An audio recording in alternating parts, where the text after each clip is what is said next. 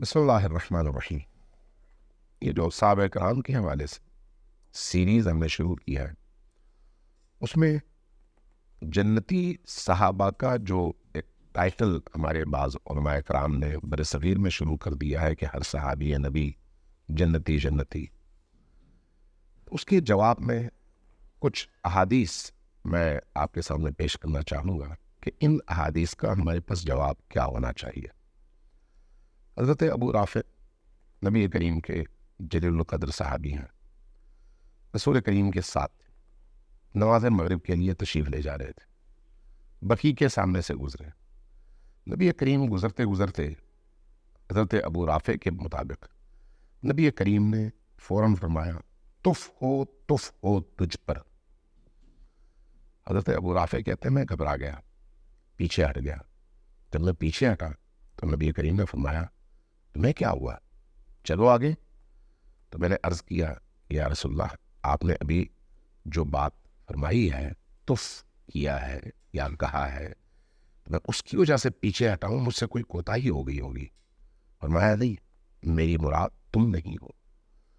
اس کے بعد جو جملہ ہے، یہ جملہ حضرت ابو رافع نے نقل کیا اور اس کو مسند احمد بن حنبل میں 27,192 نمبر حدیث میں اور 27,193 نمبر حدیث میں بیان کیا گیا ہے. صحیح ہے ابن خزیمہ میں 2,337 نمبر کی حدیث ہے. اسی طرح سے سنن نسائی کی 862 نمبر کی حدیث ہے. السنن الکبریٰ کی 937 نمبر کی حدیث ہے. مسند الرویانی کی 725 نمبر کی حدیث ہے اور المعجم الکبیر طبرانی کی اس میں 962ویں حدیث ہے.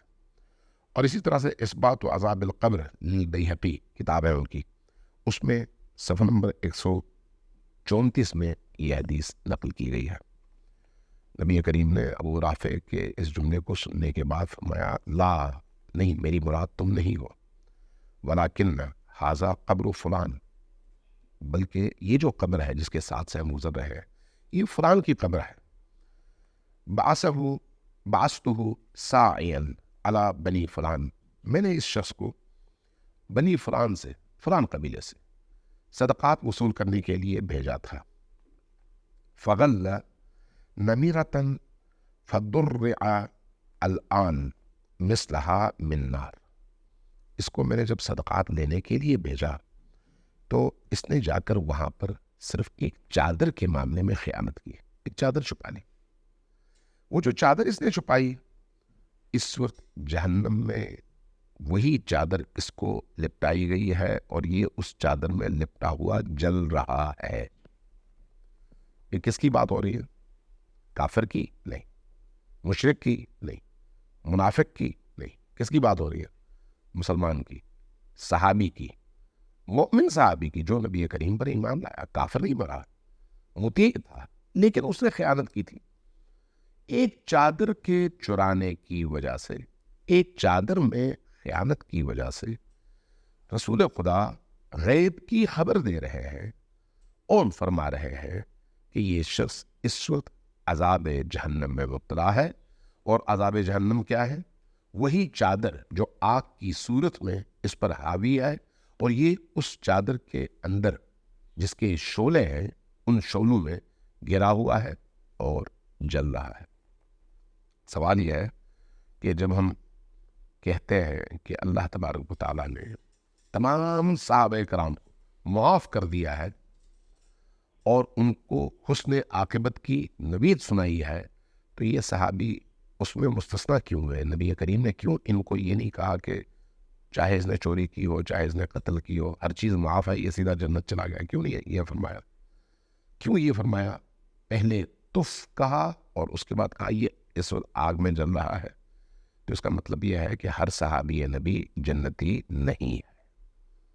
یہ میں شیعہ بات نہیں کر رہا، یہ میں اہل سنت کا حوالہ دے رہا ہوں، اور جتنے بھی حوالے ہیں یہ سارے کے سارے اہل سنت کے. تو اس کا مطلب یہ ہے کہ ایسے شعار اور ایسے نعرے جس کے نتیجے میں نبی کے مجرم قرار دیے ہوئے لوگوں کو آپ جنتی بنائیں، آپ بھی نبی کریم سے بغاوت کر رہے ہیں. ہمارے لیے معیار نبی ہے، ہمارے لیے معیار نبی کی دی ہوئی کتاب ہے. اگر اللہ کی کتاب اور نبی کی سنت نے کسی کو جہنمی کہا تو نہ میں اس کو جنتی بنا سکتا ہوں نہ آپ اس کو جنتی بنا سکتے ہیں. یہ مشت از خروارہ ہے، یعنی ان متعدد احادیث میں سے ایک حدیث ہے، اور میں نے آپ کے سامنے حوالہ پیش کر دیا ہے. ابھی اگلے پروگراموں میں مزید اس طرح کے حوالے آپ کی خدمت میں پیش کروں گا، جس سے یہ ثابت ہو کہ دیکھیے جو اس وقت مولوی کہہ رہے ہیں احمق اور جاہل مولوی، وہ دین نہیں ہے اور رسول اللہ کی سنت نہیں ہے. رسول اللہ کی حدیث کے سامنے کھڑے ہو جاتے ہیں کہ نہیں، رسول اللہ کی حدیث کو ہم نہیں مانیں گے، ہم اپنی مرضی سے لوگوں کو جنت میں داخل کریں گے اور اپنی مرضی سے لوگوں کو جہنم بھیج دیں گے، اپنی مرضی سے اپنے پسندیدہ لوگوں کو مسلمان بنائیں گے اور جن کو میں ناپسند کرتا ہوں ان کو ہم کافر بنائیں گے. لہٰذا معیار آپ کی پسند اور ناپسند نہیں ہے، معیار اللہ اور رسول کی پسند اور ناپسند ہے، اور اسی کو قبول کرنا ہی اسلام ہے. اللہ تبارک و تعالیٰ سے دعا ہے کہ ہم سب کو اللہ کے بنائے ہوئے معیارات اور قرآن کے بنائے ہوئے معیارات پر عمل کرنے کی توفیق عطا فرمائے. والسلام علیکم ورحمۃ اللہ وبرکاتہ.